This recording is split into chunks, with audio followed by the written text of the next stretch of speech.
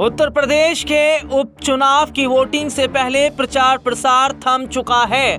प्रचार प्रसार थमने तक कई राजनीतिक पार्टी के नेताओं के बयान सामने आ चुके हैं और ऐसे में अपने दर्शकों को बता दें कि 20 नवंबर को होने वाली वोटिंग से पहले असदुद्दीन ओवैसी ने मुसलमानों से एक बहुत बड़ी बात कही और उन्होंने सीधे तौर पर बता दिया कि मुसलमानों की संरक्षक और उनकी हितैषी समाजवादी पार्टी नहीं बल्कि असदुद्दीन ओवैसी की पार्टी एआईएम है।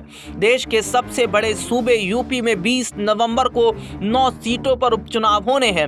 असदुद्दीन ओवैसी की पार्टी एआईएम 3 सीटों पर चुनाव लड़ रही है, जिसमें से एक सीट मुजफ्फरनगर की मीरापुर सीट है। एआईएम प्रमुख असदुद्दीन ओवैसी ने अपने उम्मीदवार अरशद राणा के समर्थन में एक बड़ी रैली की थी, जहां उन्होंने जनसभा को संबोधित करते हुए कहा था। यूपी के सीएम योगी आदित्यनाथ और अखिलेश यादव पर उन्होंने जमकर निशाना साधते हुए कहा, समाजवादी पार्टी हम पर तंज कसती है। हम चुनाव लड़ने आते हैं, वहां बीजेपी को फायदा पहुंचाते हैं, लेकिन करहल से तो अखिलेश यादव के भाई धर्मेंद्र यादव के बहनोई लड़ रहे हैं। अरे तुम तो अपने परिवार के लोगों को अपने खिलाफ चुनाव लड़ने से नहीं रोक पाए और हमें कहते हो कि हम लड़ेंगे तो इसका फायदा होगा।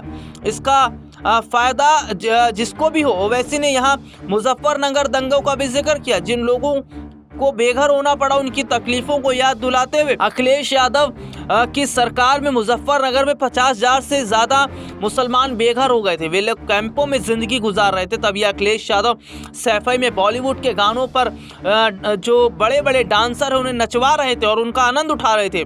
मुसलमानों की सत्ता में हिस्सेदारी के बारे में बोलते हुए उन्होंने सीधे तौर पर तंज कसते हुए कहा कि ये अखिलेश यादव जैसे नेता ये वो नेता हैं जो ये कहते हैं मुसलमानों को कि दरी बिछाओ तो मजबूरन दरी बिछानी पड़ती है। ये कहते हैं टेंट लगाओ तो टेंट लगाना पड़ता है। यानी कि इन्होंने सीधे तौर पर मुसलमानों को केवल वोट बैंक की राजनीति समझ रखा है। उन्होंने कहा कि मुसलमानों से दरी बिछाने, टेंट लगवाने और इधर उधर प्रचार करने के लिए ही केवल अखिलेश यादव कहते हैं। अखिलेश यादव तो आजम खान के नहीं हुए, वो मुसलमानों के क्या होंगे। केवल वोट बैंक के लिए उन्होंने आजम खान का इस्तेमाल किया। अपने दर्शकों को बता दें कि उत्तर प्रदेश के उपचुनाव की वोटिंग से पहले उन्होंने कहा कि मुसलमानों को एक होना पड़ेगा और उन्हें समझना पड़ेगा कि बीजेपी और समाजवादी पार्टी नहीं बल्कि असदुद्दीन ओवैसी की पार्टी एआईएम पार्टी ही मुसलमानों की सबसे बड़ी हितैषी। हालांकि ये उपचुनाव के नतीजे तय करेंगे कि मुसलमानों का रुख किस तरफ रहा, लेकिन उत्तर प्रदेश के उपचुनाव से पहले समाजवादी पार्टी की टेंशन जरूर बढ़ती नजर आ रही है।